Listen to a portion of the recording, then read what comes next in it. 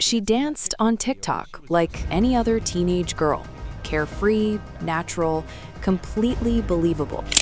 But it was all an act. Behind those seemingly harmless videos was Alyssa Zinger, an adult woman who created a fake identity as a 14-year-old to gain access to, manipulate, and control underage boys. She didn't just lie once, she built an entire world, a carefully constructed double life where social media became her hunting ground. For months, no one suspected a thing. Not parents, not the victims, until one small mistake caused everything to unravel. And when the truth finally came out in court, one statement from the judge exposed the entire illusion. You are an adult, and you are the problem. This is a story of deception, psychological manipulation, and one of the most disturbing online predator cases involving minors.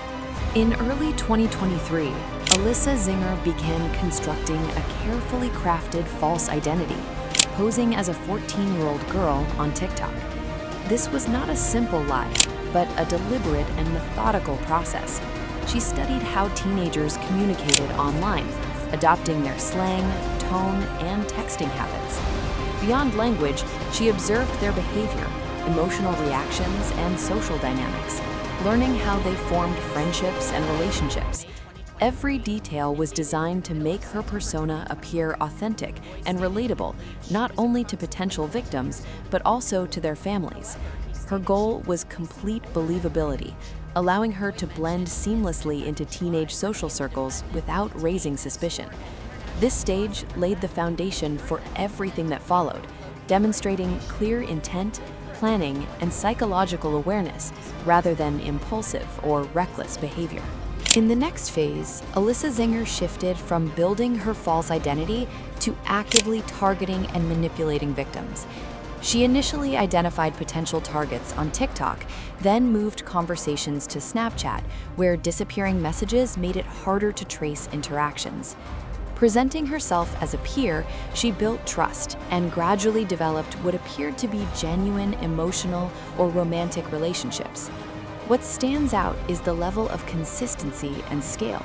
She maintained long-term communication, in some cases meeting victims dozens of times. At the same time, she targeted multiple individuals simultaneously, sometimes within the same social circles, without them realizing they were connected. In several instances, she even integrated herself into victims' real lives, being welcomed into their homes by unsuspecting families. This stage marked a critical shift from online impersonation to real-world infiltration and control. Alyssa Zinger escalated her behavior into more serious criminal conduct. What began as deception and manipulation evolved into the unauthorized recording of sensitive and explicit content involving her victims.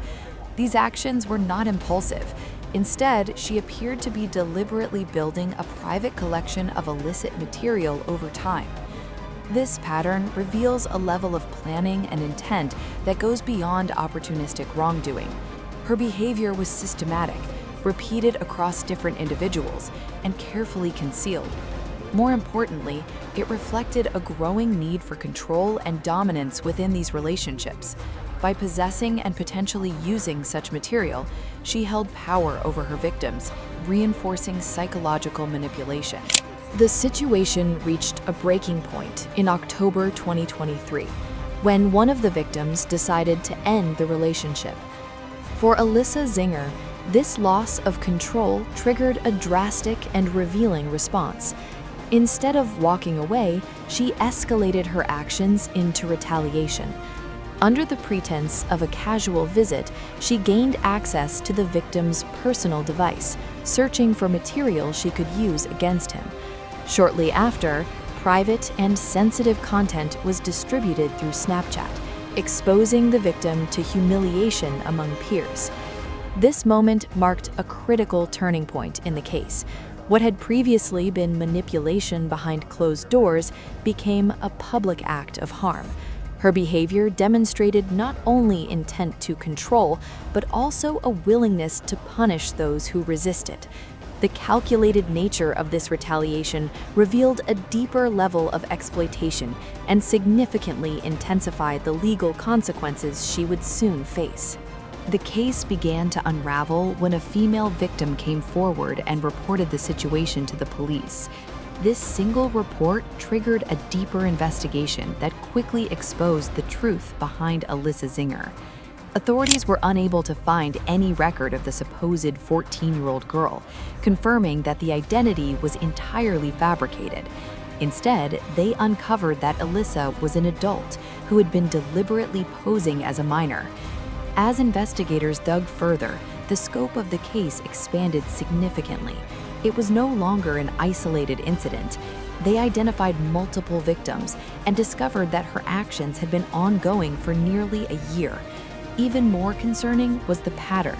She often targeted individuals within the same social circles, effectively creating a network of victims who were unknowingly connected. A key element in understanding the case is how Alyssa Zinger responded when suspicion arose. During a prior shoplifting incident, she showed an unusual level of composure, fabricating a convincing story about having a half-sister with the same name to explain away discrepancies. This ability to improvise under pressure suggests preparation rather than confusion. Later, when authorities executed a search, her family provided what appeared to be the wrong phone, raising concerns about potential evidence concealment. Throughout these situations, Alyssa remained calm and controlled, showing no signs of panic or genuine accountability. She did not openly defend herself, but instead allowed her family to speak and act on her behalf, effectively shielding her from direct confrontation. These patterns indicate not a lack of awareness, but a calculated approach, demonstrating control, adaptability, and a consistent effort to manage how others perceived the situation. The April 2024 court hearing marked a decisive legal turning point in the case of Alyssa Zinger. During the proceedings, the judge made a clear and impactful statement. "You are an adult. You are the problem." This directly rejected the defense's argument that Alyssa suffered from developmental delays or lacked the capacity to understand her actions. The court's reasoning was grounded in the evidence. Her behavior showed clear signs of planning, consistency, and complexity over an extended period of time. She maintained multiple false identities, managed overlapping relationships, and demonstrated an understanding of how to conceal her actions while manipulating others. These are not the actions of someone unaware of right and wrong. Ultimately, the judge's conclusion reframed the case, not as a misunderstanding or mental limitation, but as deliberate, calculated criminal conduct, carried out with full awareness of its impact. The aftermath of the case highlighted both its severity and broader implications. Alyssa Zinger was denied bond, with the court determining that she posed a significant danger to the community and a high risk of reoffending. This decision reflected not only the nature of her actions, but also the pattern and persistence behind them. For the victims, the impact extended far beyond the immediate incidents. Many experienced deep psychological harm, struggling with feelings of betrayal and confusion after learning that someone they trusted was not who they claimed to be. Their sense of safety and trust in relationships was seriously damaged. On a broader level, the case serves as a warning about how platforms like TikTok and Snapchat can be exploited as tools for predatory behavior. It underscores the risks of online anonymity and the importance of awareness in digital interactions. At its core, the case of Alyssa Zinger represents a convergence of identity fraud, psychological manipulation, and the exploitation of minors. What makes it particularly disturbing is the clear evidence of long-term planning rather than impulsive behavior. She did not simply deceive once. She constructed a sustained pattern of false identity and emotional control, carefully maintaining multiple relationships over time. The progression of her actions reveals a distinct escalation. It began with deception, gaining trust through a fabricated persona. This evolved into control as she manipulated victims' emotions and relationships. When that control was threatened, her behavior shifted to retaliation, using private material as leverage. Ultimately, her actions became openly harmful, crossing into public exposure and criminal conduct.